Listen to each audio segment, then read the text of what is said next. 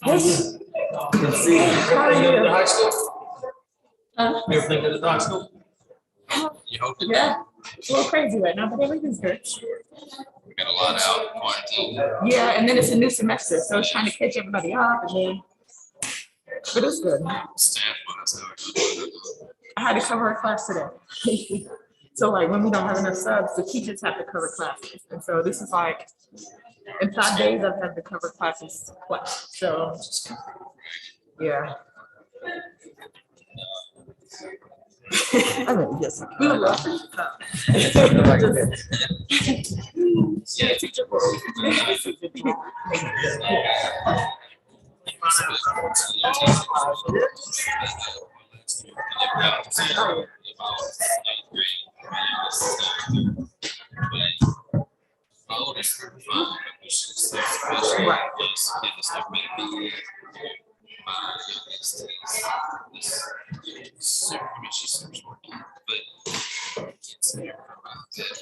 Right, it's right.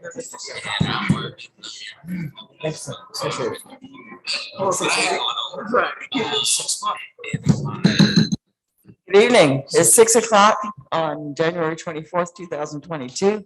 I officially open this meeting of the Conway City Council. Welcome to everyone. Mr. Emmerich, can you say whether or not we have satisfied the requirements of the Freedom of Information Act? We have, and our city clerk is watching from home and asked that if everyone can use the microphones tonight, that way she can record the meeting minutes appropriately. Thank you so very much. And I'll keep reminding everyone, and you remind me too, and for our speakers in the audience, because oftentimes what happens when you are standing at the podium is that we hear you okay, but everybody behind you sort of gets less volume. So using a mic is going to be important. I've forgotten how dark it is in here at 6 o'clock. Amazing, but we're in good hands. We're going to be just fine. Hello, how are you? The agenda that is set forth speaks to the call to order, a presentation from the Whittemore Racebeth Historical Society from Reverend Cheryl Alonzita Moore Adamson. Also questions and answers, which means from both sides, we're going to have an open dialogue. And at the point that we're done, we will adjourn this meeting. So at this time, Mrs. Reverend Adamson, if you would come forward, please.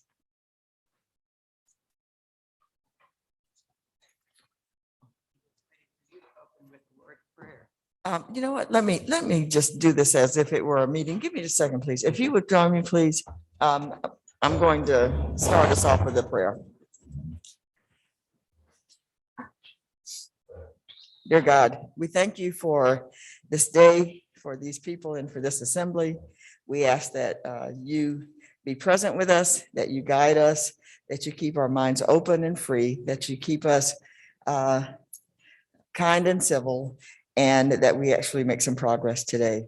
These things we ask in your son's name. Amen. And now for the Pledge of Allegiance. Pledge of allegiance to the flag of the United States of America and to the republic for which it stands, one nation, under God, indivisible, with liberty and justice for all.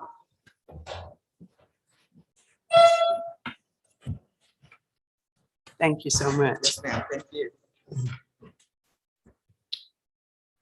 On February 24th through 26th of 2022, the Charles Joyner Institute for Gulagici Culture will be hosting the 3rd annual International Gulagici and African Diaspora Conference. The theme of the conference is "Who owns this? Communities, heritage, and preservation." Among the supporting partners for the conference are the Horry County Memorial Library, the Horry County Museum, The Horry County Historical Society will house some of the sessions. The city of Conway and Downtown Alive are supporting sponsors. We're delighted to see this kind of support for the very thing that we are trying to accomplish by saving the Whittemore Elementary School, being touted as worthy of the support of the historic Rivertown and other local entities. This is why, among other reasons, we feel that those of you who are present today will be sympathetic to our efforts to preserve our collective history and create a space or a place for reflection, memorial, and culture. The issue, the city of Conway has stated the Whittemore Elementary School costs for renovation will be $14 to $20 million, a figure that is stated as too expensive for the city of Conway. The Whittemore Race Path Historical Society Incorporated sees hope and promise at the Whittemore Elementary School site. The Whittemore Race Path Historical Society believes that Whittemore Elementary School is worth saving for a variety of reasons, including lower than projected renovation cost, the historical significance of the school, and the economic potential of a vibrant community center. Solutions. The Whittemore Race Path Historical Society believes the cost to renovate Whittemore Elementary School may be lower than the stated estimates by the city of Conway, and most especially if those costs come in stages. The Whittemore Race Path Historical Society has partnered with a national board certified architect to research renovation, preservation costs and possibilities, utilizing current standards and pricing, as well as researching previous school restoration expenditures. Whittemore Race Path Historical Society believes the historical significance of Whittemore Elementary School cannot be overstated. The city of Conway has acknowledged that Whittemore Elementary School qualifies to be placed on the National Register of Historic Places. In addition, the city of Conway has stated it has a goal to expand Conway historic preservation efforts. The State Historic Preservation Office of South Carolina has met with the Whittemore Race Path Historical Society and has deemed in the past Whittemore Elementary School eligible as a National Register of Historic Places site. Of the 35 sites on the National Register of Historic Places located in Horry County, 20 of which are in the city of Conway, none are of predominantly African-American historical significance.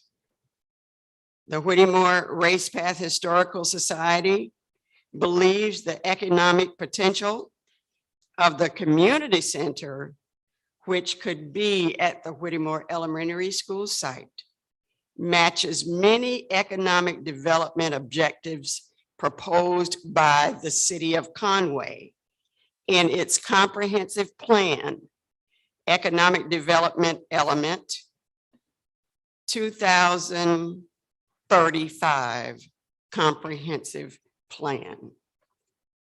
City of Conway survey respondents stated the need to rejuvenate the historic area and district around the intersections of US Highway 378 and Highway 501 bypass for business recruitment, which the community center will accomplish.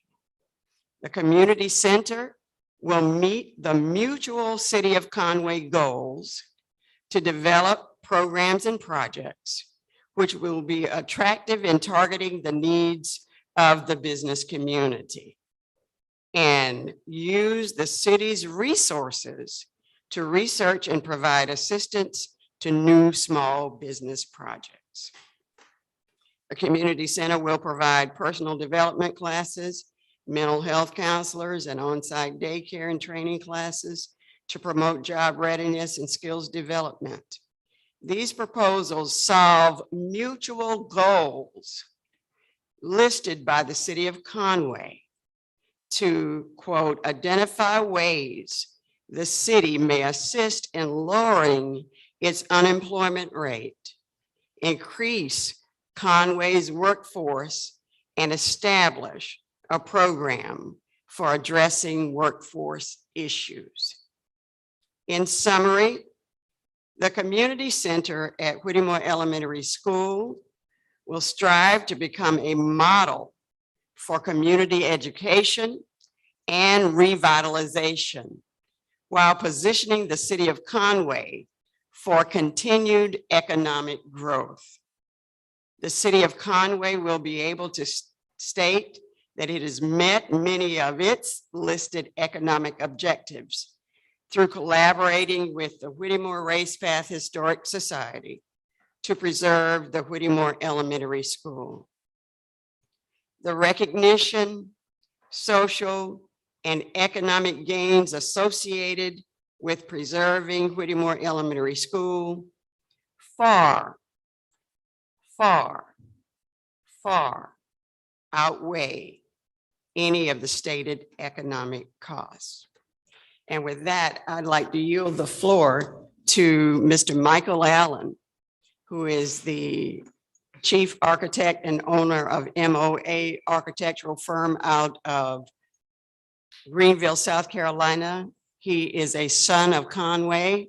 I don't know if you all remember him as a star quarterback at Conway High School, but he is going to do a presentation for us. And then after you ask him questions, I do have just a couple of other people that I'd like to introduce you to, and we won't be long with that. Thank you very much. Thank you, Mr. Allen. You are well thought of in this community. Welcome home. We're very happy to have you. Thank you. I appreciate the opportunity to come speak. I will give a quick briefing. CEO of MOA Architecture based out of Greenville, South Carolina, and we've done multiple projects that are historic across the nation. We're currently the architects for Bethune-Cookman University, where we're restoring Mary McLeod Bethune's house. We're doing some historic work in Houston right now. And there are a lot of things that we brought to the table to be able to join in this presentation and bring some knowledge to the team and some expertise conversation pieces to understand things that can happen with the project.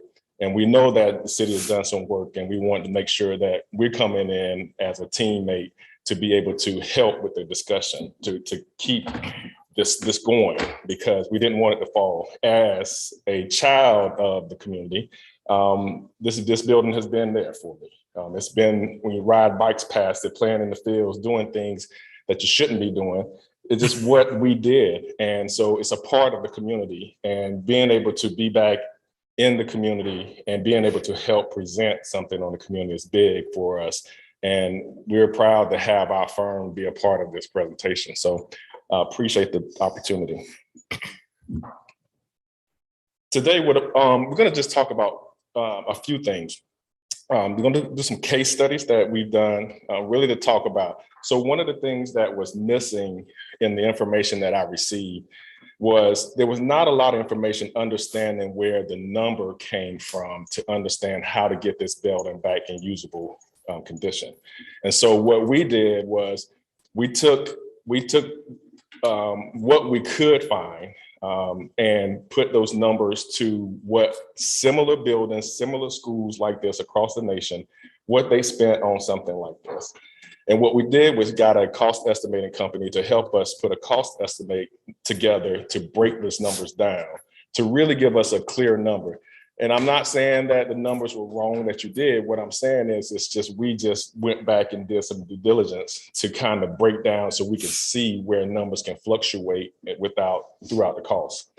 And so we're going to do some case studies, show you some case studies, and then we're going to also just talk about what the cost estimate looked like that we were able to get and develop.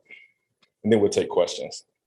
So everybody that's in here that's not familiar with the project, we want to make sure that we change the narrative to stop talking directly about the school and talk about the property in whole, because the property in whole is of value to the community, not just the building itself. So there's an idea that when you go into a community, you can take a portion of a building and restore it to its glory, but you don't do anything to the property.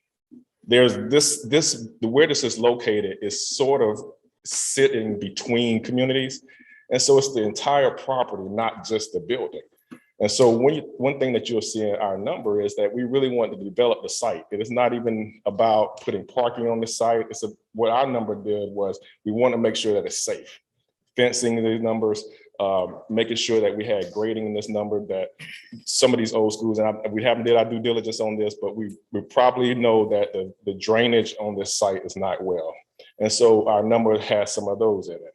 But we want to make sure that we accept the fact that we're talking about the entire site and not just the building in this conversation. If you're not familiar, one of the main interests is this is current condition of the place, which we know that when you have a building that has no life, it starts to look like this. It's just plain and simple. When you don't take care of a building, if you don't take care of a house, it's just going to start looking somewhere and it becomes an eyesore. So the first thing that we looked at was, okay, what things that we can do just to clean it up and just go out there, cut the grass, power wash, at least get it to a condition that it doesn't be an eyesore for the community. Same thing with the parking. It just doesn't look good for the community just to be sitting there. And so we just did some quick drive arounds and walk arounds to understand what these conditions, current conditions are, to be able to make the building look better without spending a lot of money to do a building that wouldn't fit what the community wanted to do with the building. So in a couple of case studies that I want to show, in St. George, there's an older school. Now, if you look at the top picture, I know I didn't realize how small these images were going to be. But in St. George, there's a very old school built in 1925. And if you can see the condition of this building, now this is basically falling apart. And the city, the county, they came together with the community and made a decision that they wanted to help this be restored. Now, the condition that I showed you in the previous pictures, I want them to show to kind of give you an idea of where things are now. Where things are now in this particular project in our case study is they restored this building to its original glory. And they took the time not only to spend the money and look for the money, but it was more really being involved with the community to understand what's the emotional value, what's the historical value to the community, and let's help you find these monies and be able to restore this. And so right now, this building is probably, I think it's about 95% complete right now. Last time we drove by it, they still had the fencing up, protecting the construction site, but it's almost complete. But the thing I want to show on this, and this is the South Carolina project that's been restored very well. And it was a collaborative project to help the community and the city all get together behind this project. This is another project. Now this project is not in this is not in St. George. This is in Orangeburg. Same thing. If you see the condition of the building, a lot of times when you first see a condition of the building, you typically, it's easy to say, hey, this is a building that is going to take a lot of money to restore. But it's still the same thing if you research a little bit about this project, the community, the foundation, people just got behind this project because there's a meaning behind the project to help the value of the project. And the value is not the dollar amount, the value is what does it mean to the foundation? What does it mean to the community? And that helped this project become a very, very beautiful project. And as you see, what this can do to a community is completely change it. You see the top and bottom picture from the change that this, if you see this building for years and that condition, and then you have this beautiful building that is beautifully restored, there are things that can help the community overall for a period of time. I mean, you're spending money to invest in this, but you're also spending money to invest in what's the future of the community that these buildings reside in. And this building also, if you see, the county was able to allocate some money, the state allocated some money. So there were ways that a lot of people got involved because they understood this was more than just spending money on a building. And the community really rallied. I can't remember on our research on how long it took them to get from the time they decided that they wanted to do something to this building till they got all the funding to get it started. But they did it. I don't know what that timeline is, and I'm not telling you what your timeline is. I'm just saying that there are some thoughts that were not in the paperwork that we were able to review from the city that didn't see that we wanted to do a little more due diligence and help look. So another school that turned into a community center, same thing, the city, the foundation came together and they basically said, look, this is a community that need a community center. And instead of building a brand new community center, let's just take the old school and renovate the old school. Now, I couldn't find a good before picture on this one, but this was the age typical, the red brick building. But if you didn't want it to bring it back to its original state and look, paint it, change the window styles to a storefront versus a window and bring it up to a little nicer date. They did do one thing in this project. They did demo a part of the building. So it's not the complete structure anymore, but they did restore a portion of it to allow for what the community wanted to use the building for. This fourth one is a grander project. This one was more. And what I want to put this one in here for is just to talk about the dollar amount. So the dollar amount on this one you see is 18.7 million to restore this building. Now, I'm not saying that this was, I didn't find the research to understand what the current use of this is, because the last thing we found was this was still being used by the current school district. So I couldn't tell in my research if the school district was the one to pay versus was the municipality was the one to pay for it. But it still is a great example on how you rally around something and how you're able to bring something back to a glory to be able to use by the community. The fifth one and last one that's the same. Now, this is definitely a restoration project that was used for the school district. So we want to find numbers out there. So if we want to bring a building back to 21st century, which you have to do in today's school, you ought to make sure that the students have the adequate equipment and technology to learn, you have to spend a certain amount of money in a school like this. And so that's why the numbers on this building is 34 million. And that $34 million pays for what you get for a school district. And what our estimates are showing is not for something like this. We don't need the 21st century look for learning session, but we're looking at in our cost estimate is what do we need to bring this building back to usable condition, safe, usable condition, the way it's shaped right now, the way it looks right now. How can this be a clean, brand new looking building and is usable? That's not the $80 million project that we're talking about today. We're talking about a project that has passion from the community to be restored, to be used. And it's something that can be used today if it was in use. And so once we got into our cost estimator and we sat down, one of the things that we wanted to make sure that we kept the shape of this building as is.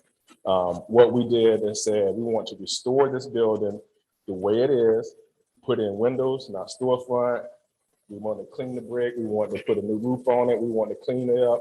And the numbers that we came back with are small again. We came back with a little over $11 million. That's today. We all know that the fluctuation of costs are going up and down right now. So this is a all-in cost that we came up with to get this building to its minimal use of being a community building, and how can the community come into a safe place every day. And this also includes, like I spoke about at the beginning, this also includes the site improvements, that this is a great safe site to be used. If it's after hours, that you have fencing all the way around it, and you have the drainage, that the open fields can be used for activities and different functions outside of indoor community spaces.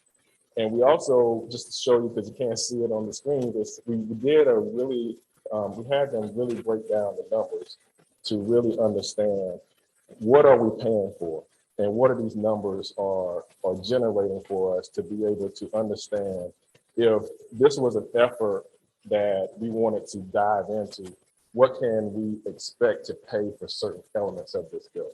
And there's a lot of discussions that, like on the previous slide, that there are portions of the building that we may not have to use once you sit down and understand what the programming of the community center can be. There can be talks about keeping portions of it, demoing portions of it, keeping some of it, but there's some of the numbers on here about what the walls cost and what electrical costs. Some of those things will fluctuate based off of the size of the building and what it ended up being if you don't keep the complete size. And we wanted to make sure that we understood as much as we could to get close to what the current numbers are in some of the current projects that we've been able to research, and get our cost estimator on board to help with getting these numbers. So that's the end of that presentation. Now I'll open up for questions, and if anyone has any questions at this time. Ms. Brown, I do. I really thank you for taking the time to make those comparisons for us. I think that's going to be helpful. When you looked at, as you structured your estimate, is there a figure there for remediation of asbestos and mold? No, this is Okay. construction costs only. Okay, all right, thank you, sir. Yes, sir, please, I'm sorry. I said Brown, I'm so sorry. I'm not good. You should be used to it by now. You might not be on. Retirement. There you go. My first year was Brad Scott's last year, and the second year was Lee Holtz's first year. One of the things, so when I saw some of the numbers, I had some questions too.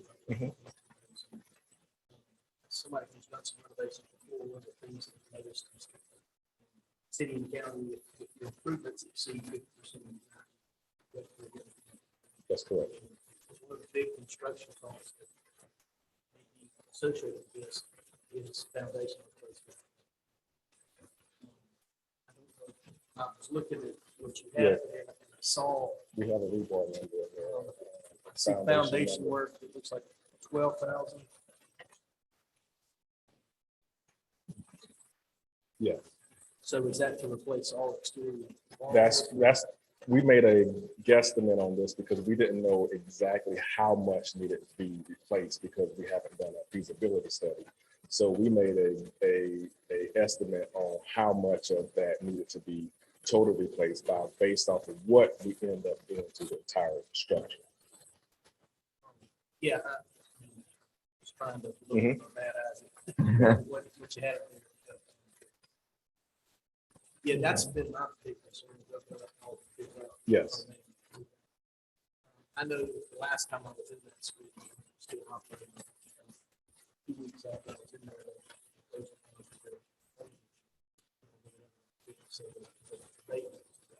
testing some holes. Right. Anyone else? Any questions for Mr. Allen? There may be some later if you're able to give us a little I'll be time. available. All right, thank you so much. Thank you. Reverend Adamson, I think you wanted to introduce a couple more people and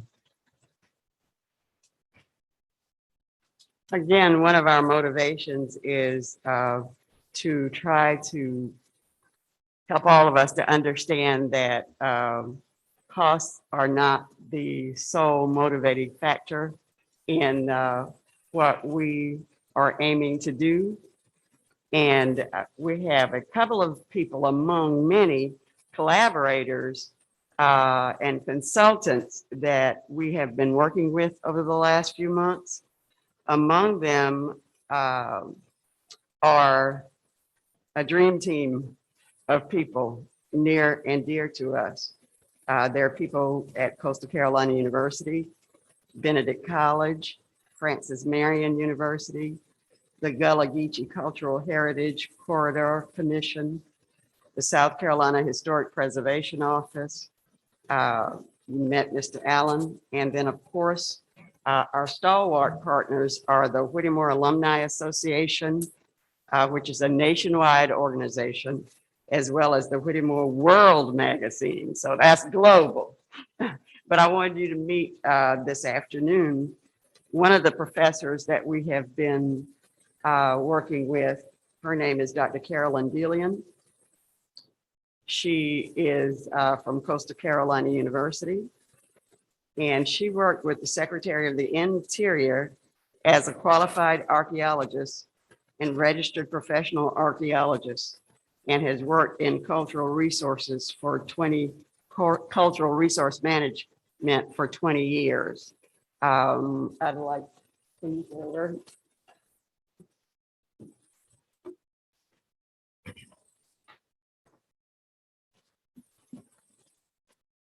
welcome. Thank you. I don't have any prepared comments, but I will just say that I'm a professor of archaeology at Coastal Carolina University. I'm also the Associate Dean in the Spadoni College of Education and Social Sciences. And part of my role at Coastal is to work with community groups and to develop partnerships. The partnership that we have developed here with folks from the Whittemore School has been particularly interesting and rewarding for me. And I envision a long partnership between us at the college and our students and the community. Some of you may be aware of the exhibit on the Waccamaw Indian people at the Horry County Museum. That was one of the products of me, some colleagues, and our students. And I think a community center like this would lend itself very well to a similar kind of exhibit to help highlight the history and the important and often overlooked history of the African-American community here in Conway. So I look forward to many more fruitful partnerships, and I offer my expertise and my service in this project. Thank you. Thank you. Is one among about 6 or 7 people who have been put at our disposal by President Benson to help us in this project. And we're really excited about their enthusiasm for what it is that we're trying to do. I would also like to introduce you to a person who has traveled from Beaufort, South Carolina to be with us for the second time because of her excitement when she heard about this project. And that is Ms. Victoria Smalls, who is the Executive Director of the Gulagici Cultural Heritage Corridor Commission. That is a 4-state commission that has been designated by the federal government, and I'd like for you to hear from her now, Ms. Smalls. Welcome, Ms. Mills. Thank you. I'm going to take this down so everyone can hear me clearly. Thank you for allowing me to address you all today. And thank you for bringing me forward. So you're very familiar with the Gulagici culture because you're Conway, South Carolina, and you partnered in a great way with bringing and promoting the culture in such a magnificent way. I was able to be a part of some of your Gulagici days, so in a previous year. But I wanted just to say just a few things that we were designated by an act of Congress as a national heritage area with a federally appointed commission by the Department of the Interior back in 2006. And what we do is celebrate, preserve, and share the vital significance of Gulagici culture and its people. And also the contributions that are made to American history, art, and culture by African Americans known as the Gulagici people. And as you know, as she stated, we span 4 states. We go from Pender County, North Carolina, all the way down to actually St. Johns County in Florida. And then a proposed area of St. Augustine, from the beautiful coast that we have to about 30 miles inland. So our mission is really to nurture pride and facilitate an understanding about what Gulagici is, and really be able to promote the history, art, and culture for our futures to come. And then also promote economic development among the people, and to also sustain, preserve the language, the culture, and our cultural assets, such as the historic Whittemore Elementary School. And then we also want to educate our public about the importance of the culture. So we stand on 3 mighty pillars. One of them is education, the other is economic development, and then also documentation and preservation. And with our work with this great group, we find that they are encompassing all of these pillars within our project. And we're really very happy to support them in a great way. We also serve as support and advocates, and also to be able to share information and consulting with local, state, and federal government agencies. So we're here to be of service to you and to the community. And thank you. Thank you so much for your presence and your commitment. So as we close our presentation for this evening, what we would like to say is that the Whittemore Race Path Historic Society is realistic and acknowledges the restoration of Whittemore Elementary School, that it will take financial resources, and in collaboration with our many project collaborators, the revitalization of Whittemore Elementary School can be achieved utilizing various financial resources, including, but not limited to, municipal, county, state, federal, and institutional grants, individual and family foundation donations, private businesses, and individual and organizational donations, as well as tax incentives.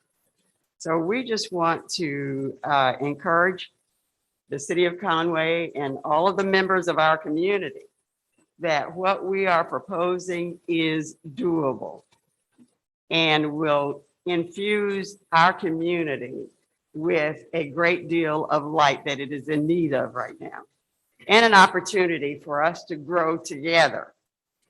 One of the challenges that I've said to individuals as I've spoken to them is, do you really believe that all of the people across this nation who have done innovative things like this are smarter than we are? I, for one, don't think that they are, nor do I think they have a corner on emotional intelligence and the recognition of the importance of something like this to community members. We are just so encouraged by all of the people who have rallied to our aid, and we are encouraged by the movement of various people in our own community. So at this point, we would like to ask for a continuation of these discussions, and to ask that you all consider doing this. Consider arguing from our point of view. Consider acting as if you were on a debate team at school and argue on our behalf, and then tell us what to do. because this is something that fits the philosophy of what we call Sankofa, which is an African concept that is looking back to go forward. And we see this looking back to honor the people who have gone before us while working together and building community and thinking forward to bring our children into the 21st and 22nd century if the world is still here. So our question to you is, what are next steps? What can we do? We have more that we have to offer, more that we've already studied, more that we have on paper, but we would like to take this time for us to just talk a little bit and to encourage you to help us think this through. And we just invite that partnership. And thank you so much for this meeting. Thank you. I think we've got an opportunity and we've got challenges. I think we've concentrated from a position of wealth, just in terms of being able to do both. And I think we have a deficit just in terms of being able to move in a direction that we all would favor. I'm sorry.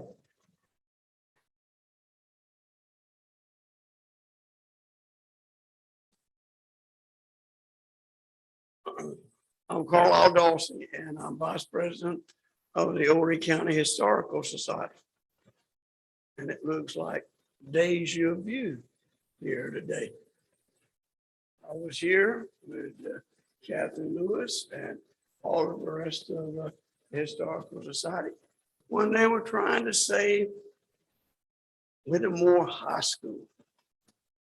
Now, in all difference to my friend Adam, you gotta take a little bit of his view and his perspective, but you've got to take the view of all these people and their perspective.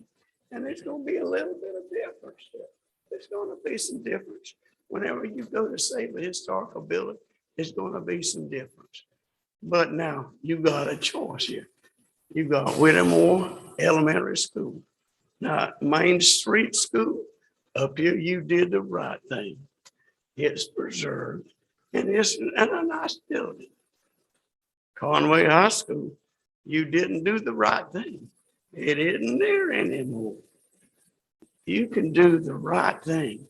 I think if you look in your heart, you will want to do the right thing. Thank you. Just for the record, I don't know that the city had anything to do with Conway High School and the decision to take it down. I don't know that that's true. So to have an open discussion, to hear from everybody might take some time, but we're going to take that time this evening. That's why we're here. And yes, Ms. Adamson, this is the first of probably a series of meetings, but hopefully meetings that get us moving in a direction as opposed to talking through the same pieces of the idea over and over again. I don't believe that anybody who sits as a member of the council is on its face opposed to the preservation of the building.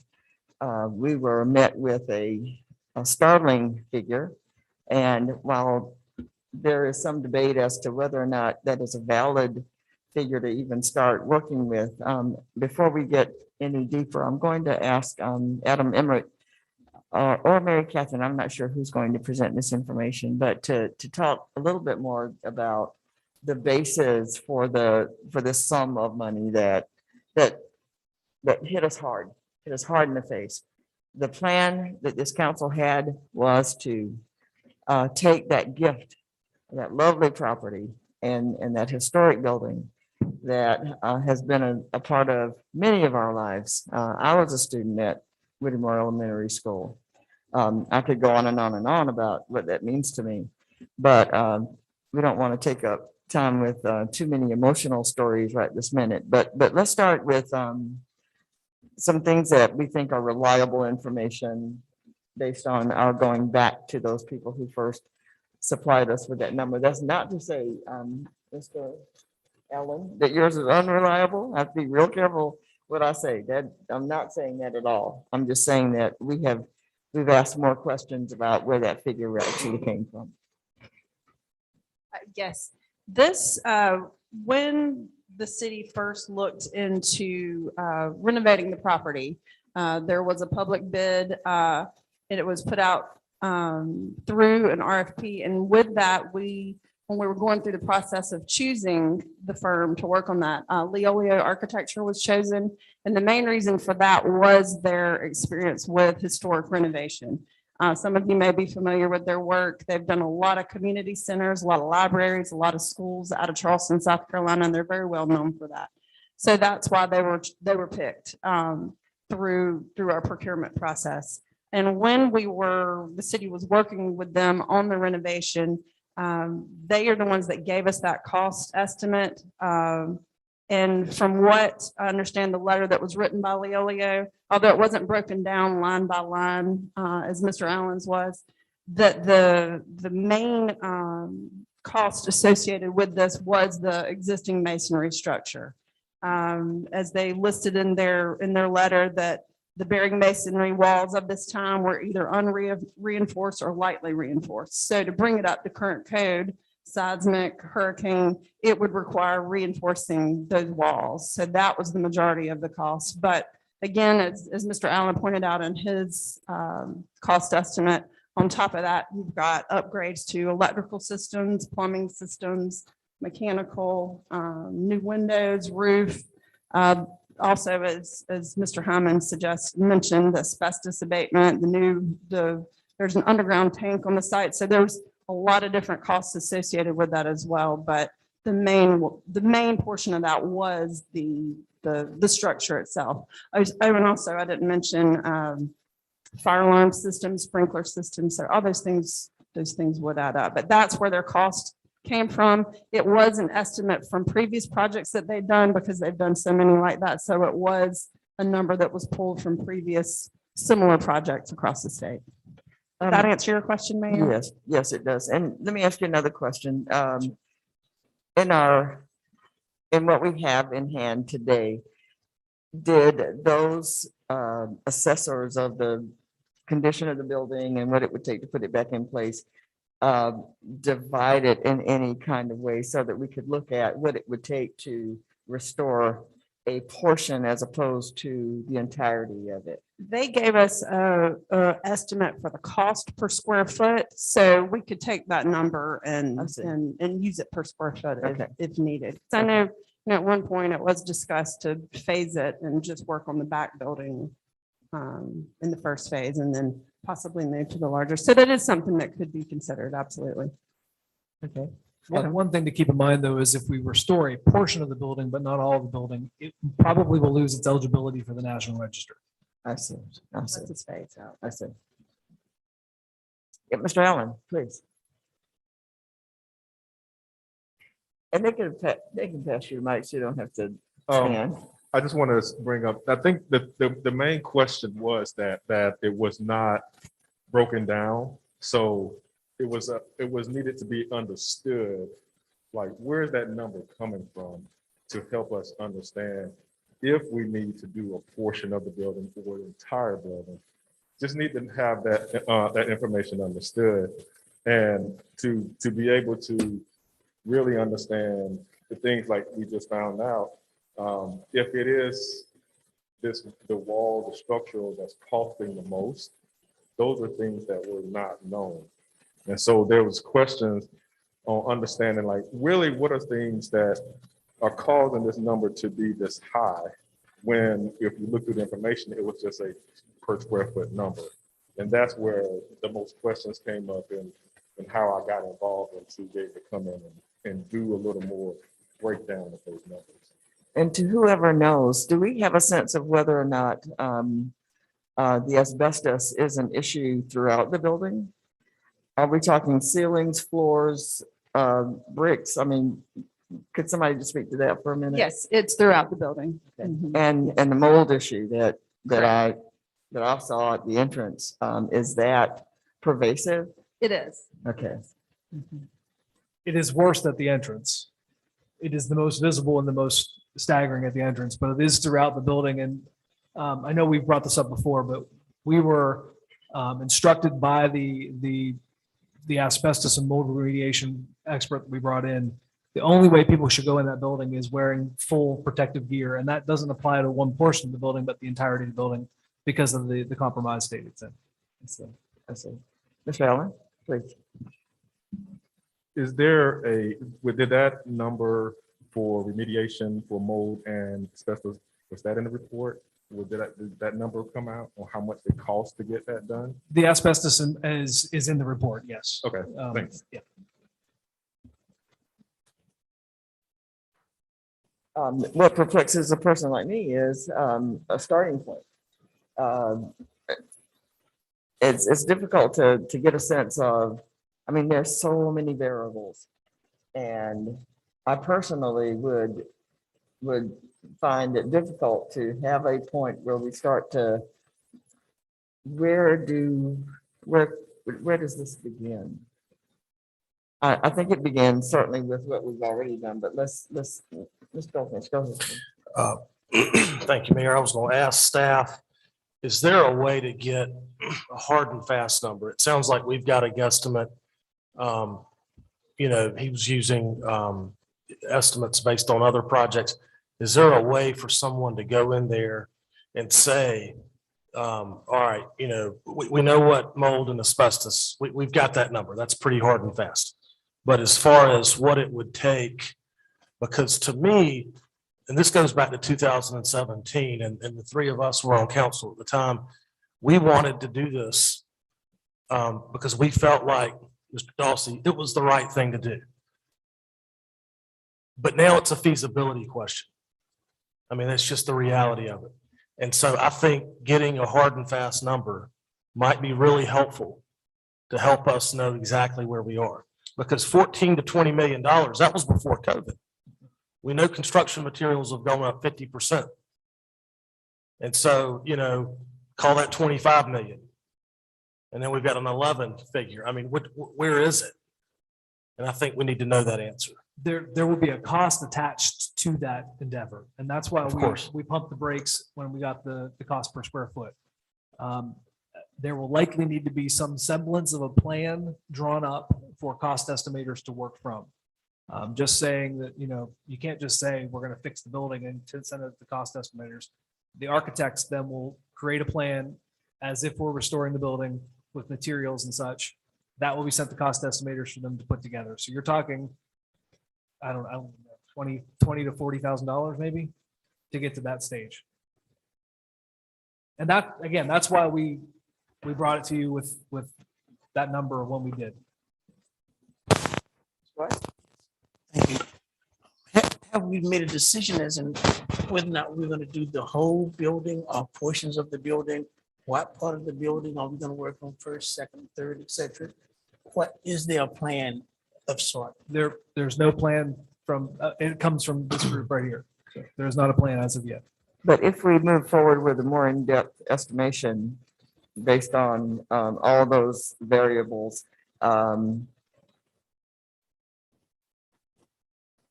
we'd then be in a position with that cost per square foot to delve deeper into just how much of that is feasible. This will be a lengthy conversation with the architect that we have on staff to figure out how to get to that point. Because again, if they're creating a plan to restore the building and that's what the cost per square foot is derived from, and then we're saying, well, let's only save 6,000 square feet of the 45,000, that is going to shift what the plan is, I would assume. So that cost per square foot may no longer be exactly accurate, Right. but would be something to jump off from. But again, that is a conversation I'd like to have with our architect on it's already on consultant. Yeah. Oh, Michelle. Okay. I'm sorry, I didn't notice Ms. Adamson. Mr. Allen, go ahead. Oh, I was just gonna say that I think it also needs to be a collaborative effort, because with that, as he's Adam speaking about, is getting the community involved to understand what the community needs to understand that in that feasibility study, to make sure they're involved in the conversation. That's another process which adds time to the money that he's speaking on, is getting the community involved. What do you want to use the building for, to understand if and how much of the building needs to be. You may or may not be aware of this, but prior to the assessment that we've been working from up to this point, we had a series of community meetings for the purpose of asking exactly what people wanted. And I'm going to sum it up, and I hope not to leave out anything important, but what we were talking about is sort of a classroom setting for the most part, thinking about things like after-school programs, those things relative to helping people find employment, a number of self-help offers out of that building. But I think it was pretty aptly described by Cheryl Adamson when she spoke earlier about there being just a variety of uses in that building. But I would sort of, just for the most part, I would describe it as classroom-sized pieces that would accommodate an opportunity for people in medium-sized groups to work individually or work together towards some end. Ms. Adamson.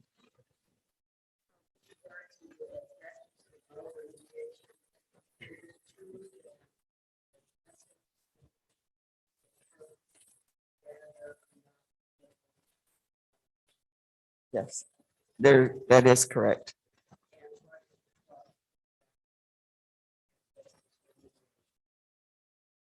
When we did the study, again, this has been a while back, it was, I think, $172,000.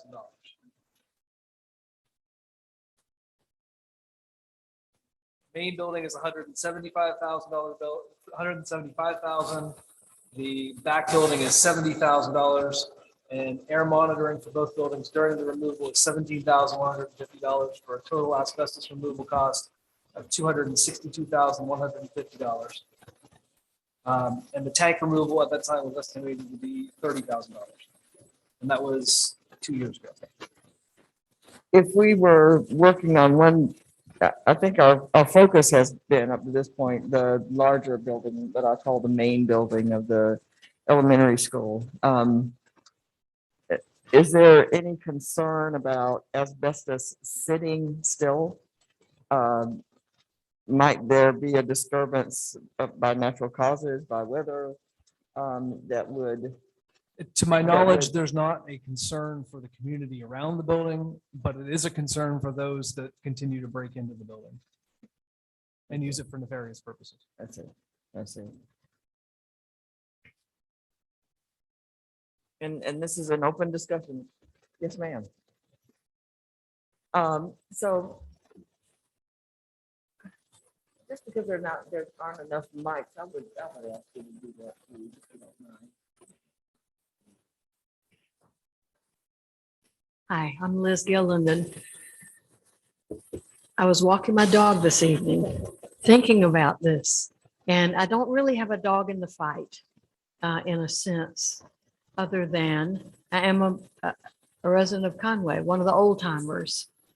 And my opinion, because this idea of saving that school has been around for quite a while, and my opinion has been it's not worth it. It would take too much money. Why don't you just build something new? It would cost less, it would be finer, and so forth and so on. And so, especially if it was City of Conway money, because I thought there are so many needs, and if we put it all into that old building. The reason I came tonight is because as I was walking my dog this evening and thinking about it, I began to realize that there's sort of 3 points of view. One is the very cut and dried factual. How much will it cost? How much time will it take? Where's the money going to come from? Does this make common sense? All the things that a council has to think of, things that citizens think of. And certainly Adam and his crew, because that's their job. And the other point of view has more to do with the heart than the head. And it's that community of folks primarily on the other side of 378 who have a vested interest because of their heart in that school, because that's where the kids went. That's where their children went, their grandchildren went, and so forth and so on. And so when you think with your heart, then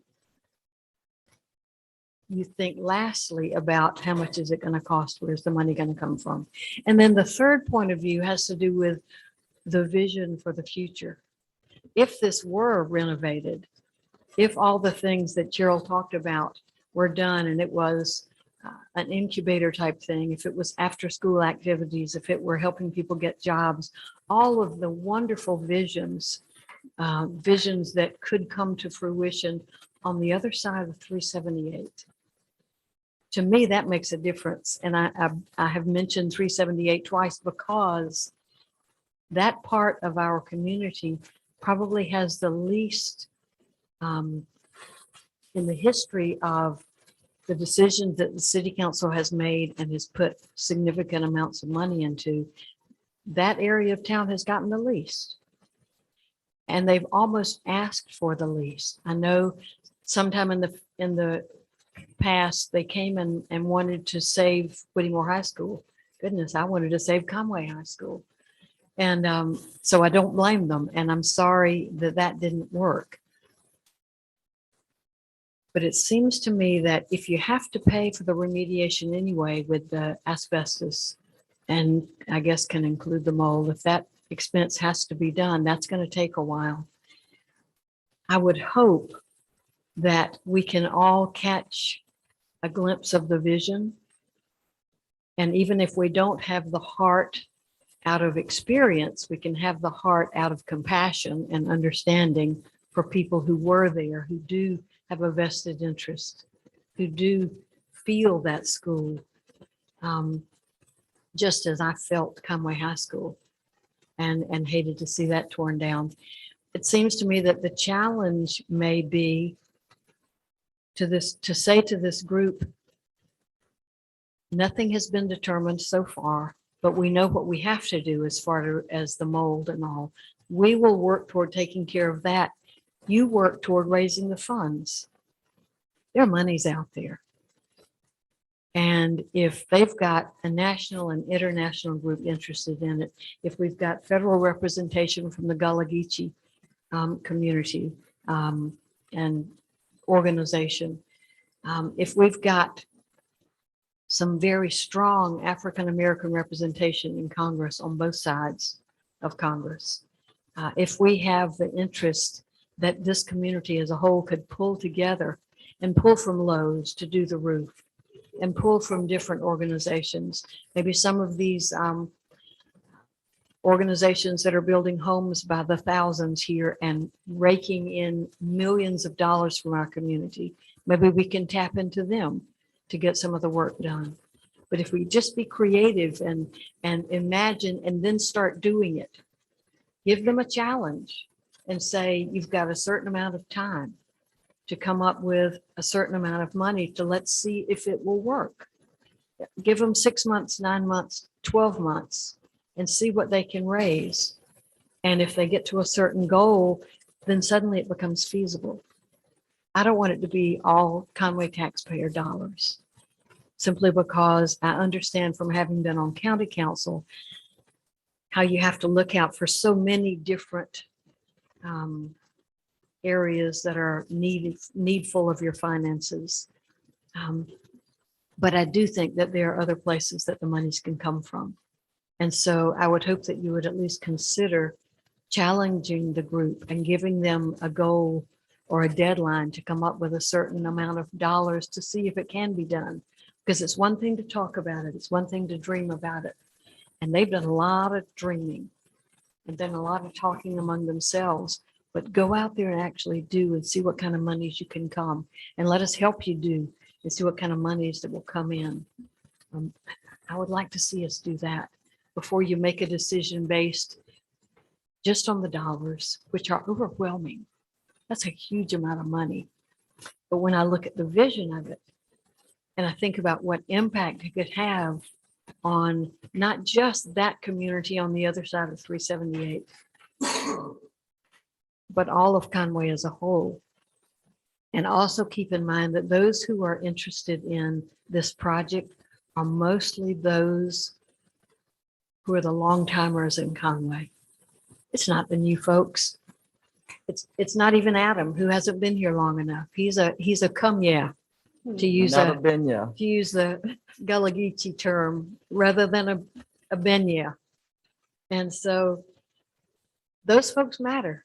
The benyas matter and don't seem to ask for a whole lot, but every now and then there's something that catches the heart. And I think the project is doable. I think it's going to take a concerted effort by a whole lot of folks. But even though that amount of money is tremendous, I think it can be done.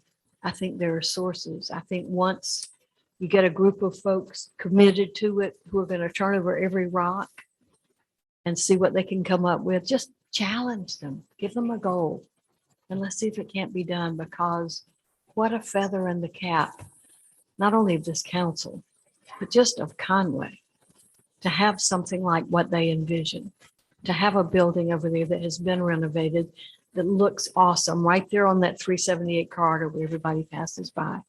But the effect that it will have on the community and on those who will use it and be served by it just is sort of exciting to me.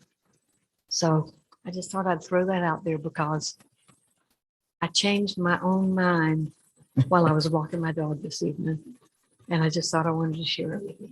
Thank you so much. I think what you just said is, if I believe myself to speak for for this council, and this council has just changed. So we've got two new people that have had very little involvement with the long-term history here. But when the property was gifted to the city, I had that very same vision. I haven't lost that vision. We have been directing a lot of our attention to the 378 corridor, recognizing that a community is no better than its weakest link, recognizing that there was so much potential on that side of town, and eagerly seeking a way to bring it up to standards that we see in other communities. And the gift itself seemed to be just that opportunity. I saw a building that was bright and beautiful and well landscaped and well lit and open to the public 12 hours a day, that offered opportunities that are not existing in our school system, not existing in our offerings through the city. Just an opportunity that was grand. And I'm not saying that I or anybody else have given up on that image. I am one of the old timers. I'm one of the former students. I'm one of those people whose heart is embedded in the possibilities here.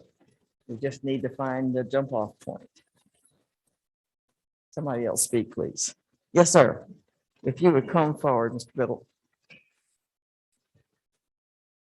Good evening. I just want to talk about one thing that we had hoped would happen tonight that didn't happen because the person who was coming is with COVID and at home and in quarantine. This is really for Josh, Mr. Allen.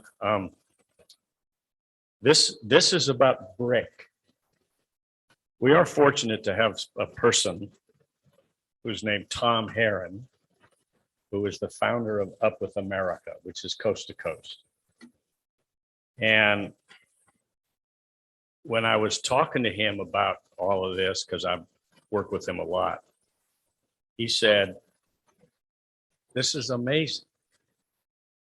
I worked in the brick industry for 6 years." I said, "What?" Because I've known Tom for 30 years. Because he was involved in that, I have his report that I want to submit. I'll give it to Cheryl. I'll give it to you, Mr. Allen, somebody. I don't know if you know anything about this. You probably certainly know something about it because looking at your slides of the schools where you've worked, you know something about this. This is what Tom knows. He's been a member of the Brick Industry Association in Reston, Virginia. That's a national organization. He is the BIA Southeast Region Atlanta, representing Alabama, Florida, Georgia, Kentucky, Southeast Louisiana, Mississippi, North and South Carolina, and Tennessee. He was working with Palmetto Brick, Myrtle Beach, formerly Waccamaw Brick. As you know, we build bricks right here out of our own clay, called Waccamaw Clay Products.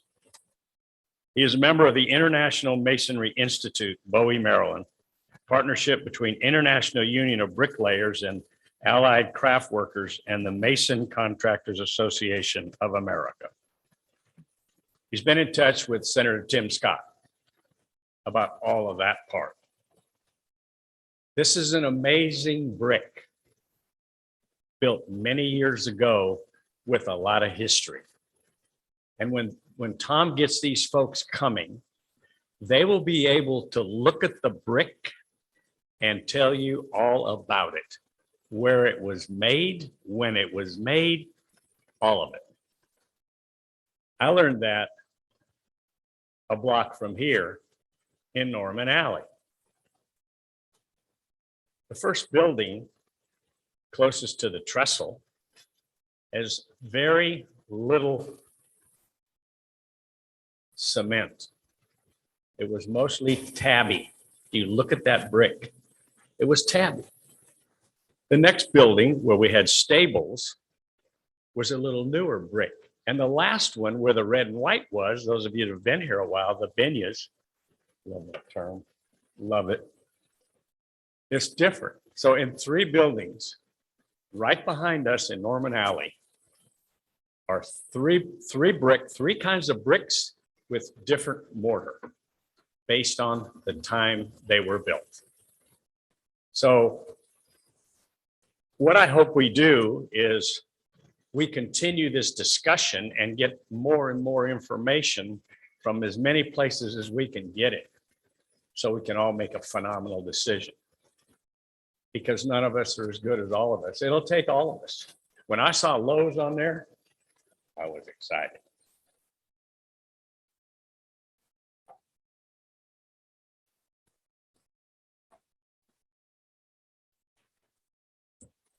Thank you. That's right. Yes, excuse me. We had asked one of our state representatives for some funds to do some work on the whole library, now the Fifth and Main. Could we not contact him again and see if he could find some funds, not only him, but our local delegation from Conway, from Horry County, and ask them to jump on the fight as well as donating some funds, telling us how we can find some more funding as well. We can always ask, but we would need to have a plan in place before we did that. Understand? So a lot of what I'm hearing has to do with the timeline. What comes first, what information supports the next step, those kinds of things. Is there anybody with our staff who can kind of give us a sense of those things that will help determine what the timeline is? I'm sorry, a timeline for. Timeline for making decisions, moving forward, abating the asbestos. We are on hold waiting for council to tell us to proceed with the asbestos or anything else. Everything right now is on hold, waiting for direction.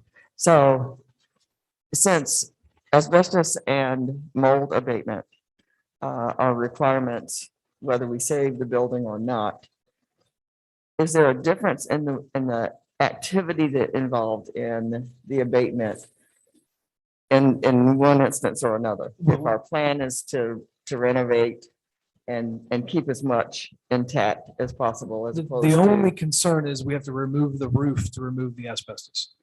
So we will be removing the entirety of the roof membrane to be able to do the asbestos removal on I think both buildings, which would leave the building at least compromised from the stability state of having a roof and from the weather intrusion. So, I mean, I don't know how long we would want to leave it uncovered essentially without there being a plan for what the next step is. Absolutely.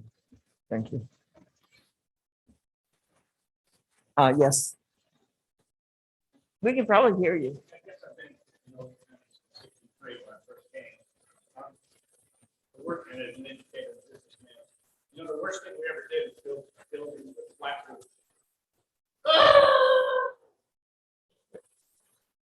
Oh. Horrible.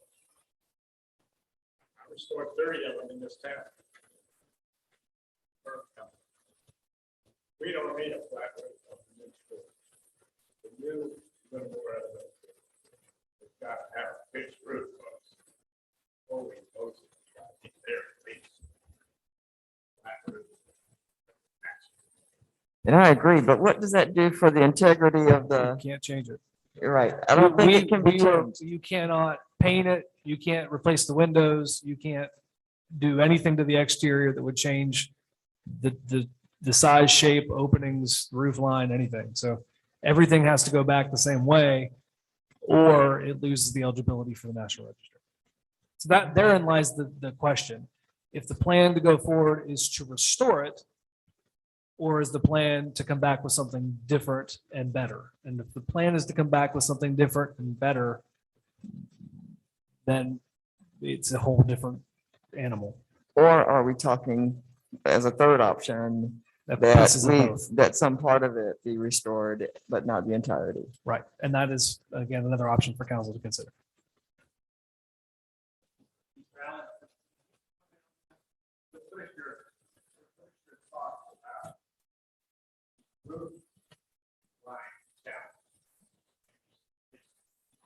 Well, technology has changed since those roofs, flat roofs have been the ones that probably have restored or repaired.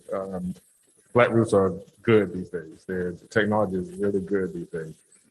But I would also like to say that there's another option that if you didn't, it's have to be a decision with the city and the community. You don't have to put it on the historic registry to get it back to use.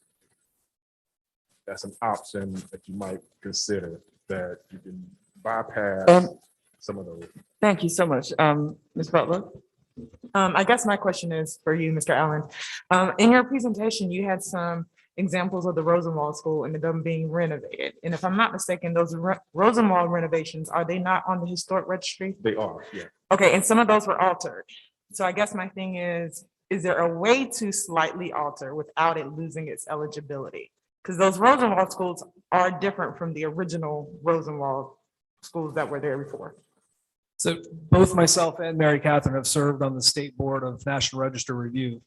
And I can tell you, the further you get from a standard of historic integrity, the harder it is to get it listed. So as Mr. Allen mentioned, you don't have to list it.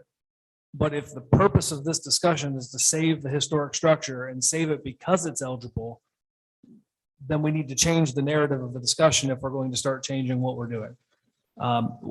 Originally, we looked at the small building, changing out the windows in-house, painting it, landscaping it, cleaning it up, and having that be the first thing we did.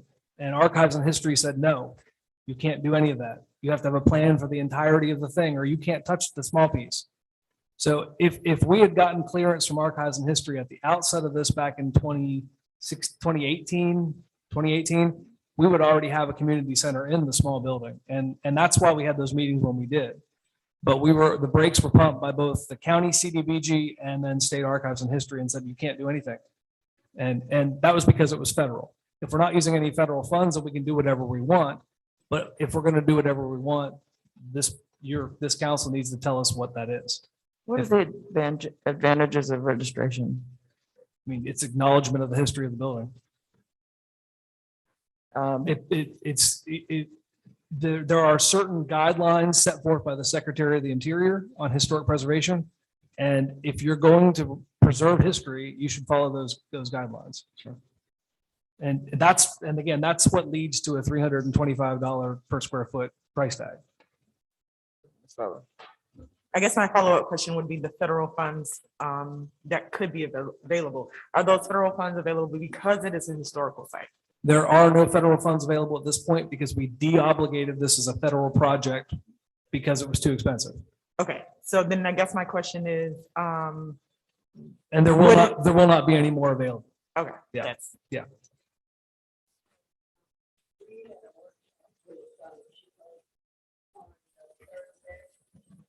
With whom? I'm sorry, I didn't understand you. With whom?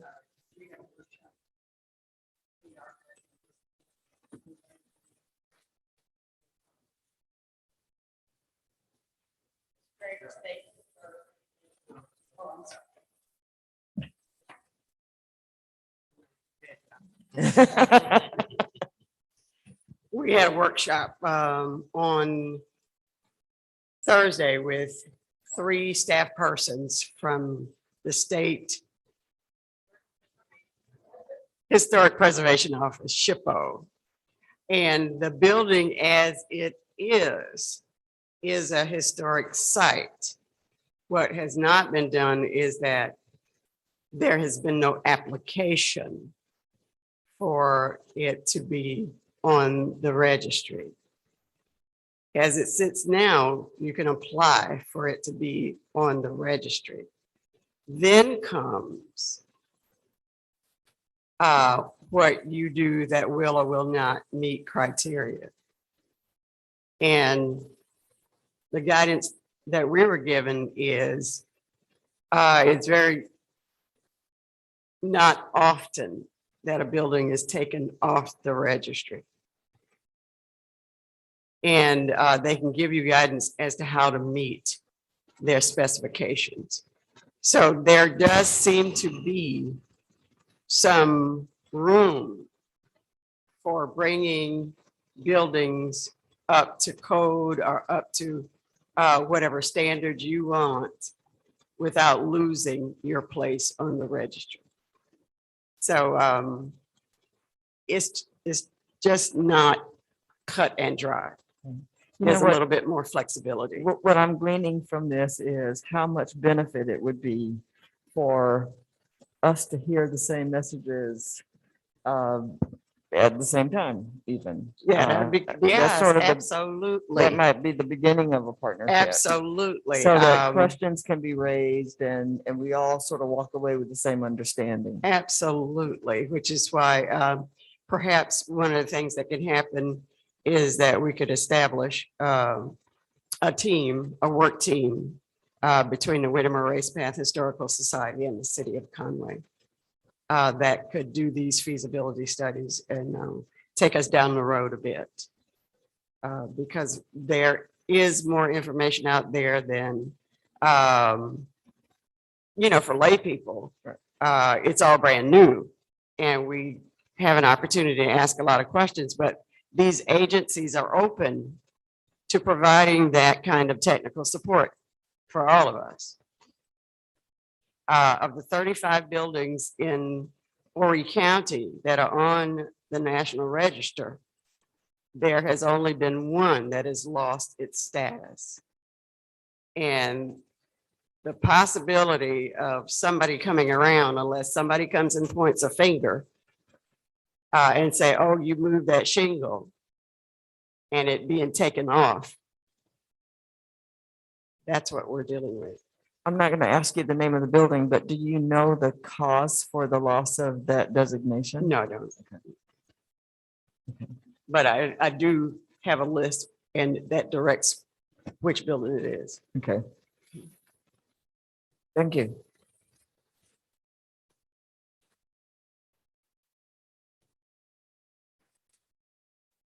If I could speak a little bit on this as well.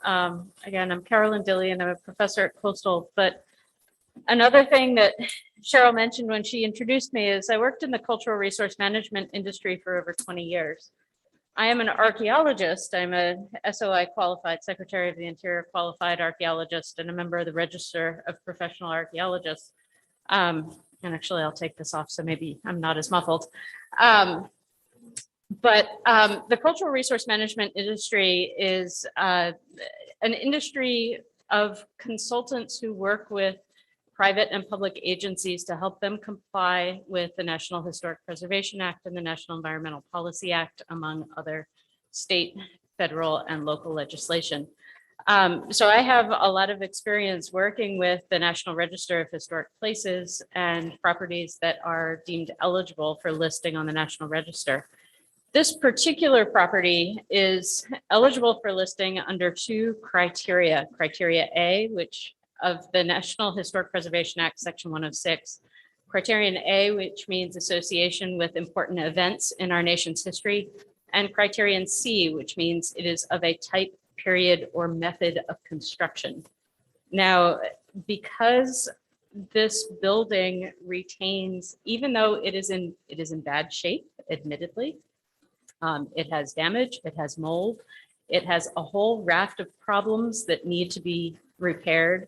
But even with those problems, this building has a determination of eligibility from the State Historic Preservation Office, the SHPO, and could be listed on the National Register. Some of the benefits of that, first of all, are, of course, bragging rights. Conway is what's called a certified local government, which means it is has an obligation to protect and preserve its history. So Conway receives those bragging rights, among other things. But there are also federal grants that can be applied for if a structure is listed. Now, unfortunately, those grants are not, we're not eligible to apply for those right now because the building is deemed eligible, but it is not currently listed. There is also the problem of applying for grants. For example, we as an organization cannot apply for these grants because we do not own the building. And it's hard to apply for grants for something that somebody else owns. But a partnership with the city would solve that problem. And listing the structure on the National Register would also go far to solve that problem. Adam Emmerich, of course, knows a lot about this as well. And I served on the Horry County Board of Architectural Review for many years, so I know what goes on locally, or at least what did back in the day, with regard to a drive to protect these historic structures as well. There are also tax benefits to being listed on the National Register, and that could also help offset costs. However, I will add that Adam is correct that sometimes renovation costs are higher if a building is listed on the National Register of Historic Places and there is a goal of keeping it on the National Register. Now, as Cheryl mentioned, generally the SHPO does not come out and start looking at structures after they've been listed to make sure that, for example, a window hasn't been replaced or a roof line hasn't been changed. They're not out policing those structures. But if a renovation, a restoration, or an adaptive reuse is the goal here, if it is listed on the National Register, there are certain procedures and materials that have to be used. And generally those involve replacing like with like. If you're replacing a window that is a 6/6 window, then you generally want to replace it with another window that is a 6/6 window. So you can do restorations, you can do repairs, but they generally need to follow what the original materials and what the original style were like. But again, as I mentioned, sometimes grants and tax relief can help offset some of those costs. And again, I do have quite a bit of experience in the industry, and I would be happy to help and to lend my expertise towards work on the structure. Thank you. Thank you. Mr. Goldfinch. Thank you, Mayor. And I don't know exactly who this question's for, so I'll just throw it out there and anybody can chime in. Are we talking about the city running this site as a community center, or is this something that would be handed off to a bona fide, group that's going to run this?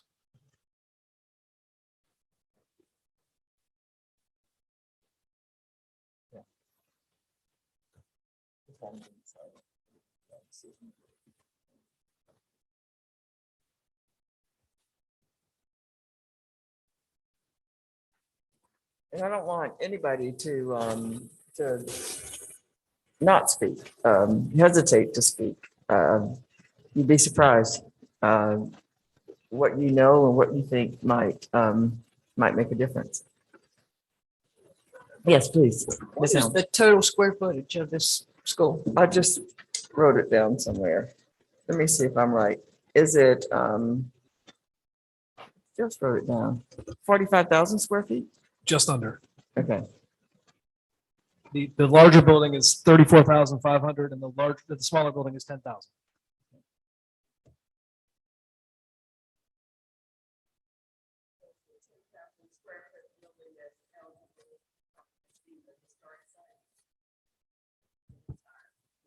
It's the entirety of the site. Was it built close in time, or do we know? It was built in 61. So it's acquired its own significance as being 50 years older. yes, ma'am. I kind of have two questions. One, how long will it take to be listed on the National Registry? How long does that process normally take? Does anybody know?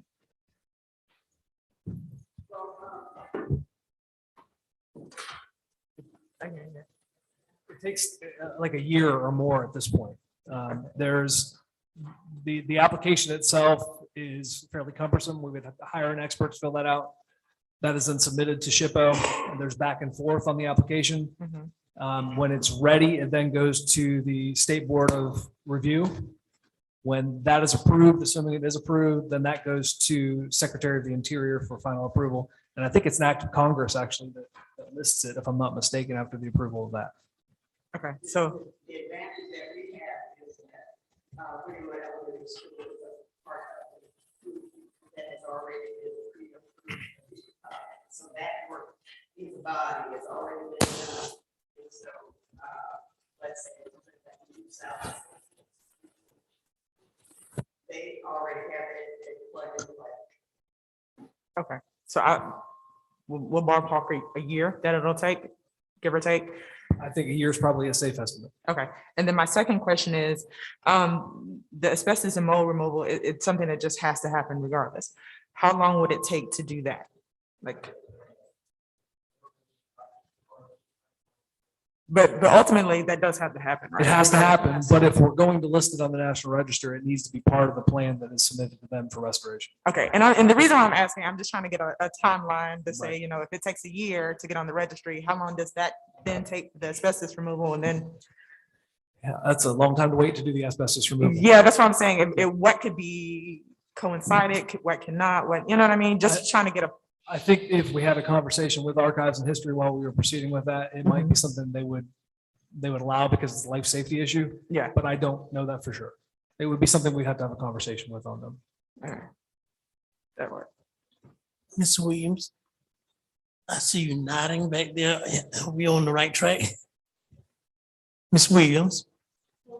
Is it Williams?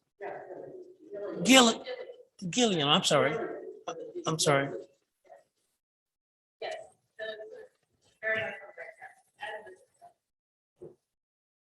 Adam, the concern, though, in asking to have to do the abatement prior to being put on the registry, if it's left open for 9 months, I mean, that's 9 months where bare walls are getting rained on.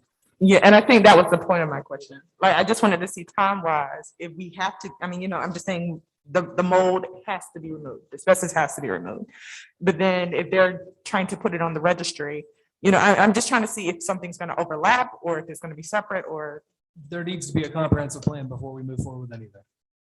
I think before we do the asbestos remediation, we need to know if we're going to for listing on the National Register. And if we're not, then we need to know what we're going to do with it after we do the remediation. If we're going to demolish it entirely, if we're going to demolish portions of it, if we're going to demolish none of it, we need to know that before we proceed with the asbestos. Does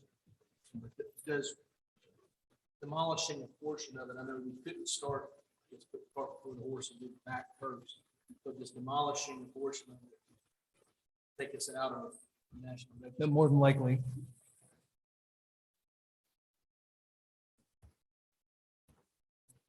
Thank you, Mayor. So aside from construction costs, whether, you know, it comes in at 12 million or 25 million, let's set that aside for a second. The point of restoring this, aside from the historical value of restoration, was for a community center. And that's sort of why I asked my first question earlier, who's going to run this? Is this going to be, you know, a new budget item for us? What, you know, what does that look like? You know, who's in charge of this? Has there been given any thought to that? if we are going to operate a 44,000 square foot community center and run programming, we'll need considerable staff to do so. I don't know what the square footage of the recreation center is, but we have 61,000 square feet there and we have 55 employees. So it's a considerable expense. We also saw aid coming from 501c3s who offer certain programs, whatever it might be, doing some of that staffing. I don't think that we can rely solely on volunteers to assure that to assure everything related to the building and the programs themselves. There'd be certainly some, but I think when we were having conversations with the community, it had to do with the fact that there are a number of programs that are sitting in wait of an audience because there's no space for them to offer what they have. So a combination of the above. Ms. Biddle.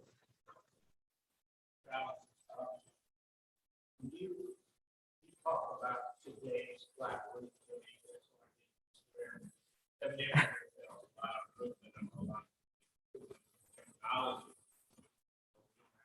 Deal with some kind of slope through. Seems like the building you've done. That's some heat. Well, there's different types of flat roofs. They're not flat. First of all, they're just very low slope. And so if I'm speaking of the ones that I'm saying the best technology is a built up roof with insulation that creates a slope on the roof that is very low slope, that you put insulation on it, and then you protect the roof. You give the roof a insulation value, plus you slope it the way that you want it to get sloped. So the water, snow, and things like that doesn't affect it as the past roofs have.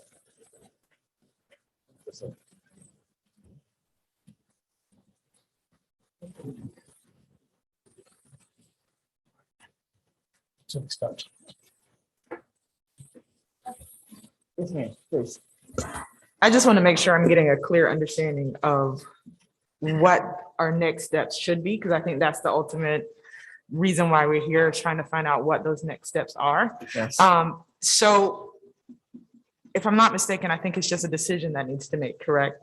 Whether or not, because one thing we know, the asbestos and mold has to be removed, but the question is, are we planning to demolish the building, to keep some, not keep some, or to add it to the registry, or to apply to have it on the national registry? So I feel like those are the three main questions that we have to ask or to have to answer. But I'm not sure what needs to be done, like when we actually answer those questions. Is that something that council would have to vote on? Is that something that has to continue in discussion? Well, I know that our plan has been to at some future date issue an RFP. As the owners of this project, we have a responsibility first to know what the best use is, and secondarily to make sure that we understand those physical aspects of this building, because whatever liability is tied to it is ours. It belongs to the city of Conway. That RFP was going to speak to the receiving public as indicating that the city of Conway preferred of all possible uses that it be a community center, that having been stated by the community as its desire. But to look at a plethora of possibilities and start there, merging that with everything that has to do with the physical space itself. So, and all those decisions would be made by the council. The beginning of a partnership, if I might just say this, I would favor above all other things, but then the devil is in the details. I don't want to come across as a person who just faints at the thought of a challenge. That's not who I am, but it's something that has to be considered. What would the partnership look like? Who'd be responsible for what? What kind of timeframes are we talking about? How would we divide authority? How would we divide tasks? How would we divide responsibility for the funding? I mean, it's complex. And it would take some real work on the part of the city to try to, and the group, to get a sense of just how that starts. And I think that's the difficulty we're finding in saying what a starting point is.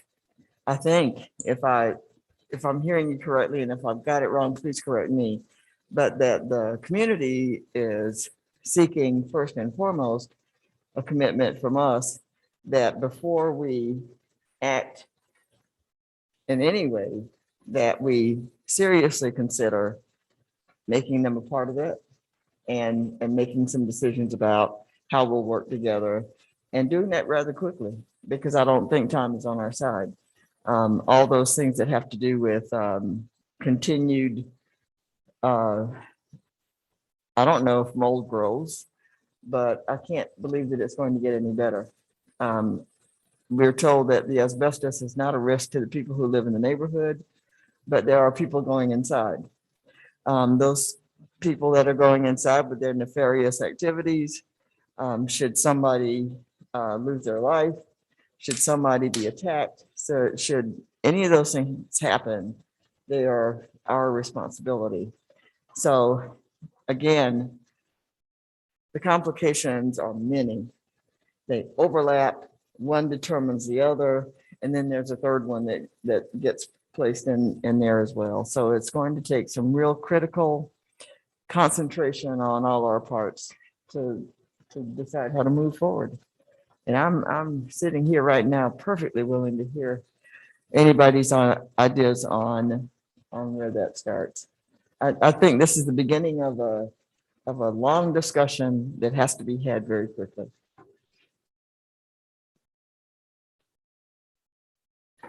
Yes, I'm sorry. I can't see hands. It is so dark.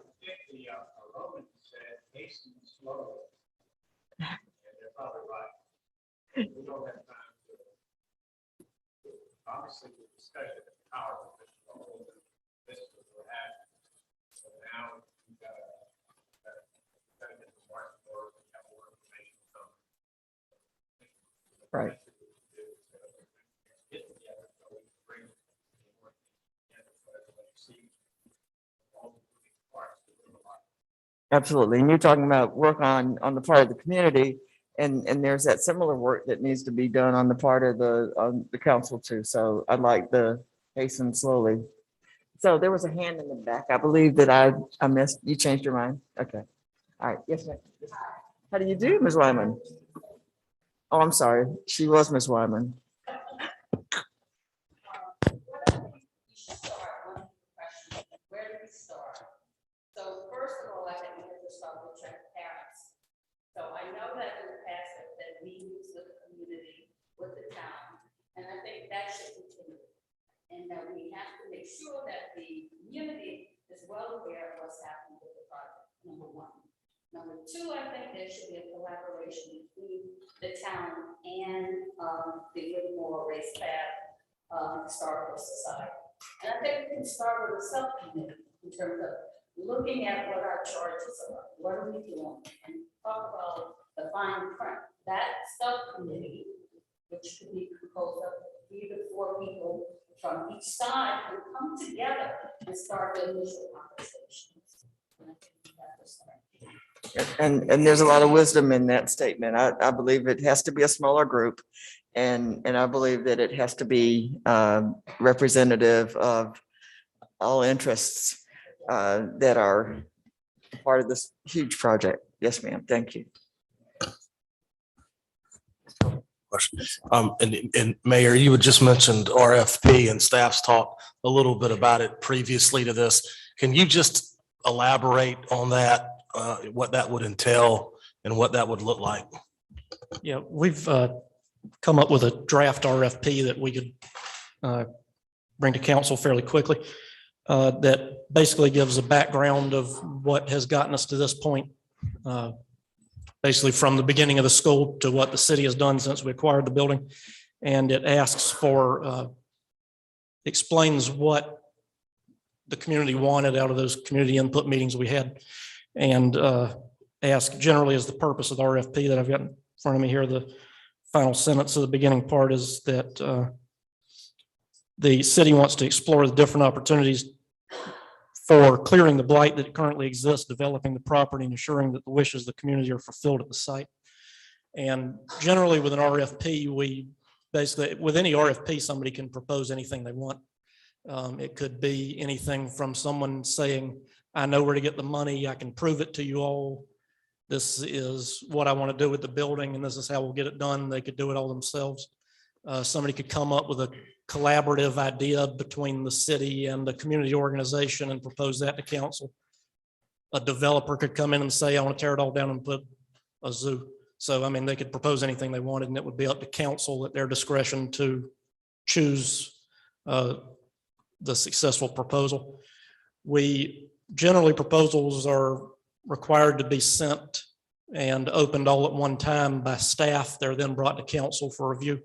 The difference in this one is that the instructions are specifically that when your proposal is received, it will be opened publicly at the second council meeting after receipt by the city of the proposal. So staff won't even know what's inside the box until we open it here in this meeting. And of course, all the community can see it, whether they're here or at home or watching a recording of the meeting. And we would keep the RFP open until December 3rd, 2024. And council at their discretion at any time before that deadline could decide that they have received the successful proposal and end the RFP period. So that begs the question, could an organization such as the Whittemore Race Path Historical Society answer that RFP with a plan? And also, isn't this plan just a wonderful way to get the missing information that's out there? You said that a responder may in fact speak to information that at this point of which we're unaware. Right. And the city would not, you're writing this in such a way that the city is not obligated, I believe, to accept any proposal that comes before them. No, the city could accept any proposal or reject all proposals. Right. And with that RFP sitting for two calendar years, anybody who is preparing to impact what happens with that property would have ample time to gain more information, to organize all those things. Yes, any organization before they even think about putting a proposal in is required from the RFP to contact staff and do a site visit. So we would know who's interested in the site and who is qualified to bid even before we get their proposals in. Would that preclude the city from working with the Whittemore Whittemore Race Path Historical Society towards a method through which we might partner on this property? No. Okay. Yes, ma'am. Go ahead, Jeff. I was going to say the issuance, simply putting the RFP out in public bonds the city to nothing, binds the city to nothing. Okay. So no disadvantage with going ahead and moving forward with issuing RFP? No. I see, Ron, 2 years. Yes, that's. That would be an issue. And the other is that. Do you think that is not enough time? No, I think it's too short. That's what I'm saying. That's my initial thought. Greater minds may have a difference. But the other piece is that some of our funding sources, in order for us to get the funding, you have to have an MOU or an MOA or have ownership of the property. Right. I don't think the MOU would be, well, small mind. I don't think an MOU is going to be that difficult a thing to do once there are some defined pieces. To agree that the understanding between the society, the community society and the city can expand over time and be limited to the subject matter that is required by that entity. So I don't see that as a deterrent from moving forward. Mr. Hyman. Have we extended RFPs before? We do RFPs all the time. We extended it. Timeframe. The timeframe. We've reissued them before, but there's nothing that would preclude us from being able to extend it if we wanted to. It's So the point is, we've got a group like this to saying, look, we need a little bit more time before we. come December 2024, if we haven't had a good one, we could put it out again, we could change it, we could do whatever we wanted. The project would not have to be done by 2024. We would just have to have an accepted proposal by 2024. And then that would have a separate agreement with what would have to be done. And when we had a plan before Then That's if even- it that's count, even they better, close 'cause it. You can submit it at any time. Yeah.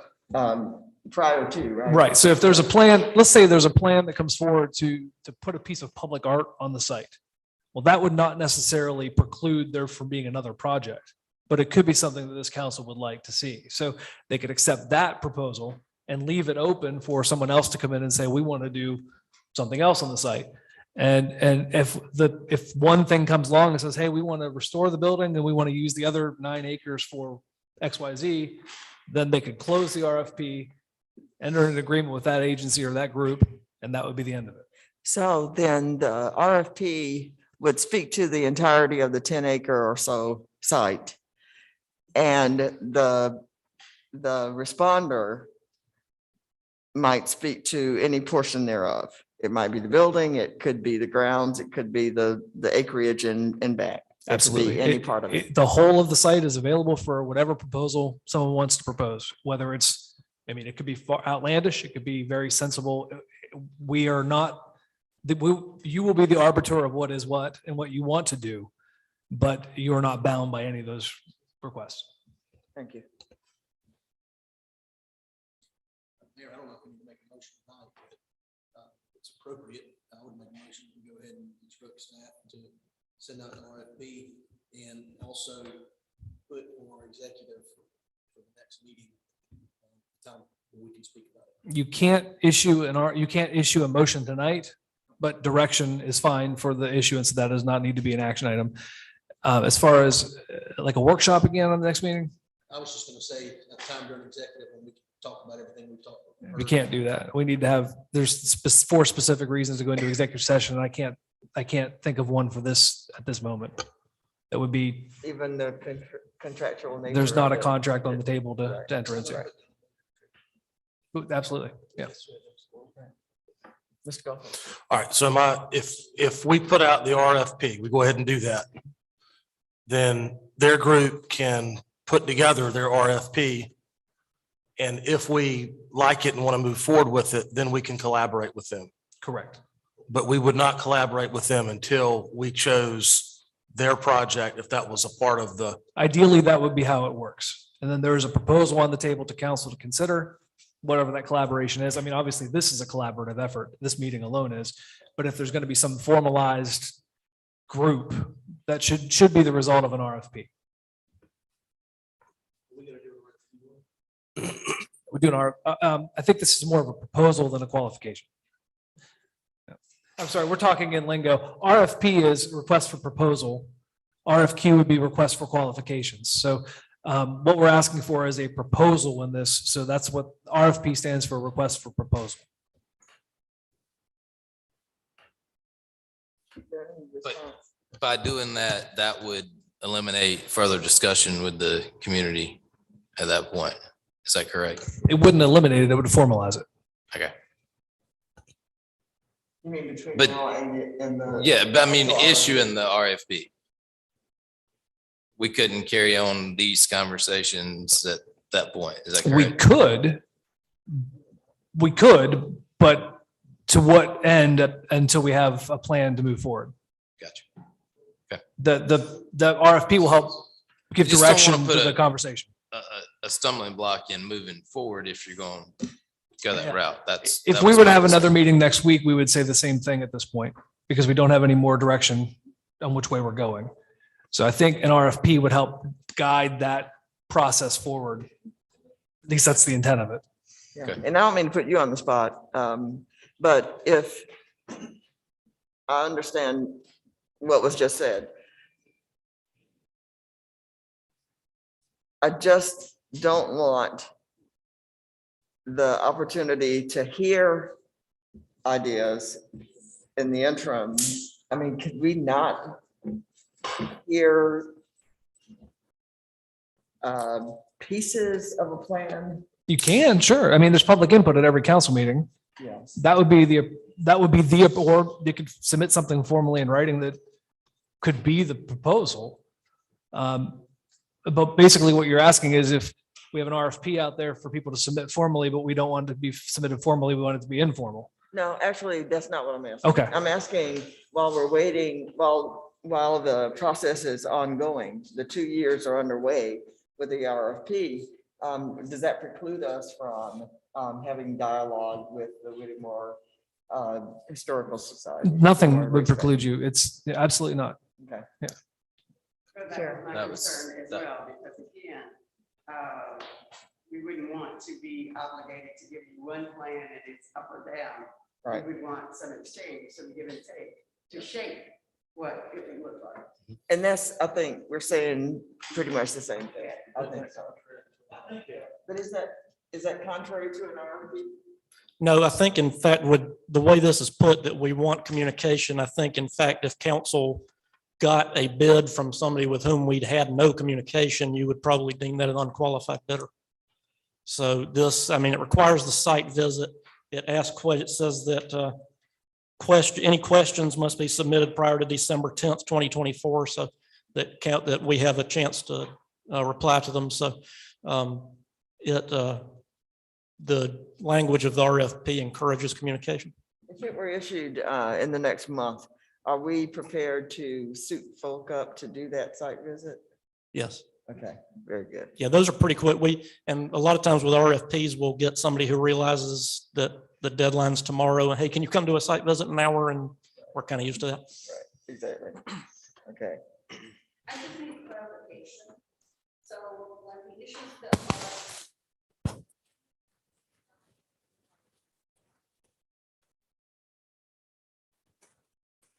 Yes, anybody who, it's council's discretion who is a qualified bidder, but yeah, basically anybody in the world could submit a proposal.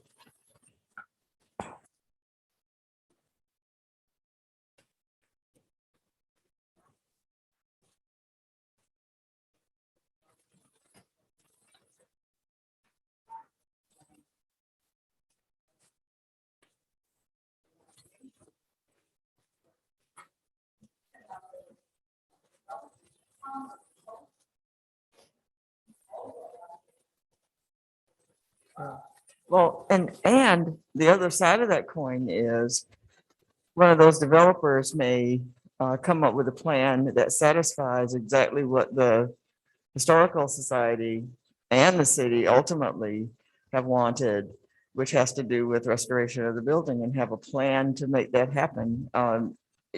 So, I mean, I understand the competitive piece of an RFP, but at the same time, where we are drawing blanks for so many of the particulars, this may be an opportunity for some of those things to come to our attention. You know what I mean? I don't think the Historical Society would be, correct me if I'm wrong, I don't believe that you would be dissatisfied to have the same end result by somebody else's doing. Well, but my question still is, would it matter if the end result is that the building is restored and is turned into a community center and we move forward with the programming and get people in there and beautify that community, that area? would it matter to the Historical Society who does it?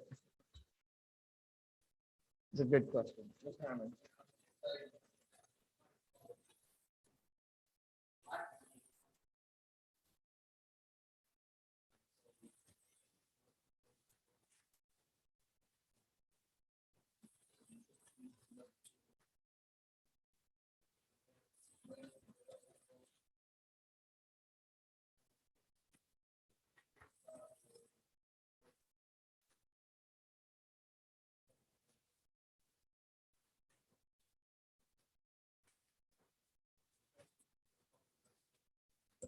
And I think that's kind of what I'm saying. I think it would expand the opportunities for us to get to that ultimate goal as opposed to restricting it. Mr. White, I'm sorry. I just want to make sure that the community understands what the RFP does. It lays out specifically what the project will be. It's not like it's going out just to developers say, hey, this is a piece of land, piece of property. Do what you want to do. Give me a bid for it. What they're proposing is that it actually outlines the project specifically for people to bid on. And there's a difference between, I think, what the question came from. It's not like it's going to be, you know, a new pavilion over there or something that just doesn't fit for the community. I think it's the way that the proposal, I mean, the RFP is actually laid out to be very specific on what bids come back in.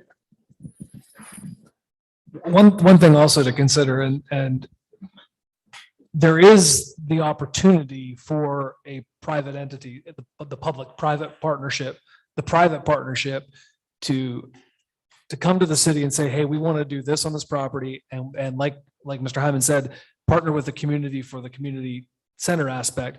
And the reason that is an opportunity is because as a historic site or as a potentially historic site, the biggest benefit is the tax benefit that could be seen. The city has no tax benefit. The Historical Society has no tax benefit.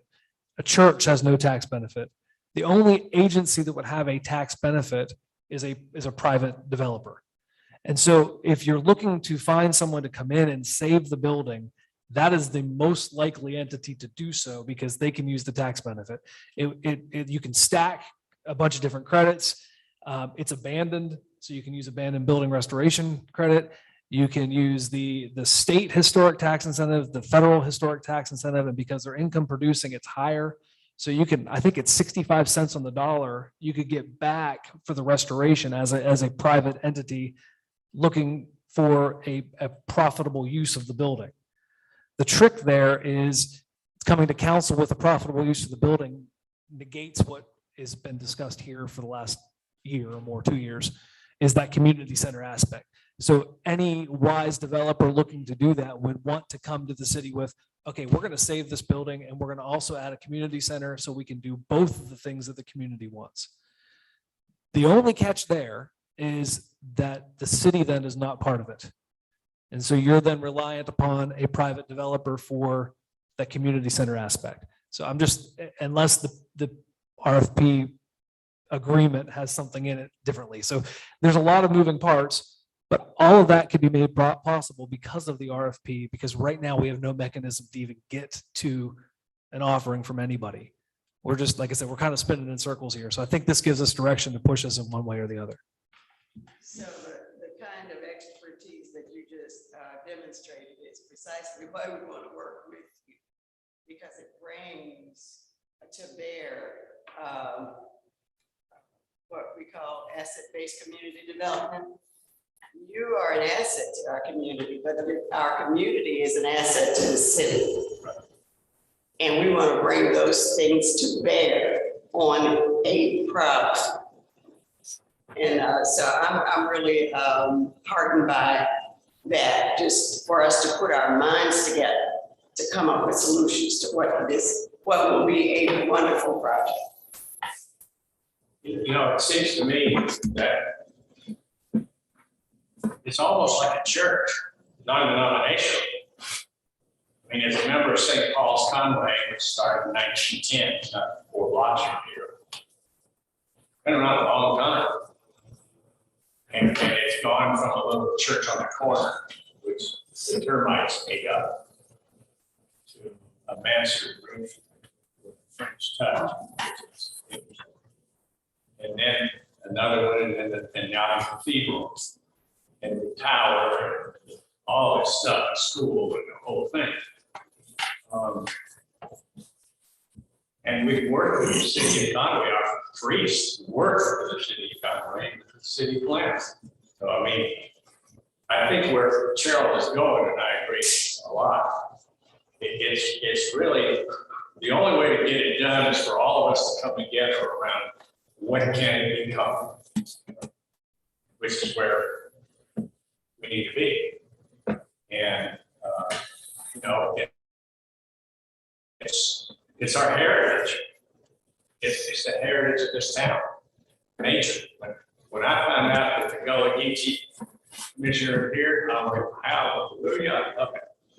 But, you know, you look at all this, and what coastals do, I mean, you know, this got national publicity, folks, for a community to come together around what it can become. That's where we got to go. And I think my questions, Mr. Biddle, just sort of surround what you just said. Because what I'd like to see is to take advantage of the breadth of information, ideas that anybody out there might be able to respond with, while not doing away with an opportunity for this group to work one-on-one with us towards a goal. Well, in the process, I don't think that our community will lose its agency in insisting that our community, that this is our community's priority. We will not lose that agency. So you can count on us still being here saying, we want to see this and we'd like to see this happen. So going back to the RFP process, if we issued the RFP tomorrow and we got a submission on Monday, we would have until the next meeting, which would be right? That gives us the opportunity to put it on an agenda, so it's clear that there's one been received, so the community can follow it and be here when it's open. And that was my intent. As soon as the first agenda, we can get it on and get adequate notice, it'll be on an agenda. That number one is to make sure it happens timely, but number two, to make sure that we have the proper notice to be able to get to the community. I just want to put it out there. And that way there's nothing, most RFPs are opened at 2 o'clock on a Friday in an office downstairs. We open them, we write down the tabs. On Monday, we go through them to make sure that they're qualified bidders, and then we'll bring it to a council meeting with the top bidder. That is not how we're doing this one. So this is the one that's totally different than any one we've ever done before, and that's by design. Right. Will we have an opportunity to look at the scope of work before RFP goes out? The RFP that is submitted will be opened in the council meeting, but not voted on. Are you talking about the request itself? We can give you a copy of one tonight, the draft one tonight. So we get a submittal, we open it in the council meeting. There will not be any discussion or vote of it. It'll just be an open reading it of who it is. And then we will put the RFP on the website for the public to review, as well as put it on the next agenda for council to discuss. And that way there's not any way to be more transparent in the process. Which will give the established group who's here with us this evening an opportunity to have some input as the council further considers whatever that proposal may be.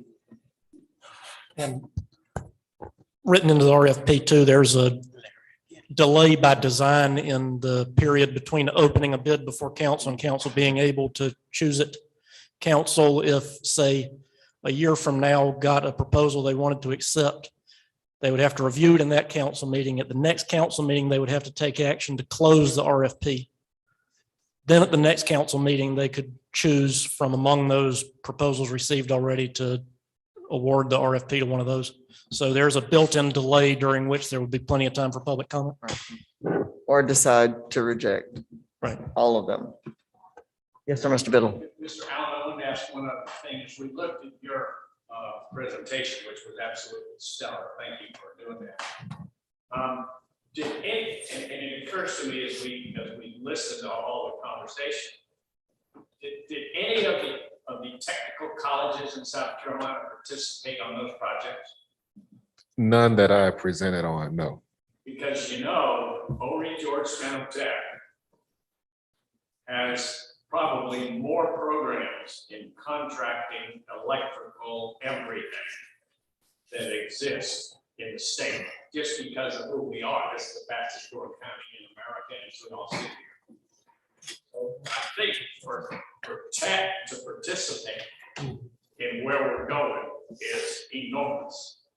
And I'm already working with the president at that university to do something special on the Charter for Freedom, which is on its way now as we sit here. So I think in this instance, as we look at players on the team, I love Lowe's and Home Depot and others, but having Emory Georgetown Tech in this community is immense for this project in particular. I don't disagree at all. What they do, who they are. Huge. So are there any other comments or questions relative to the plan to move forward with an RFP?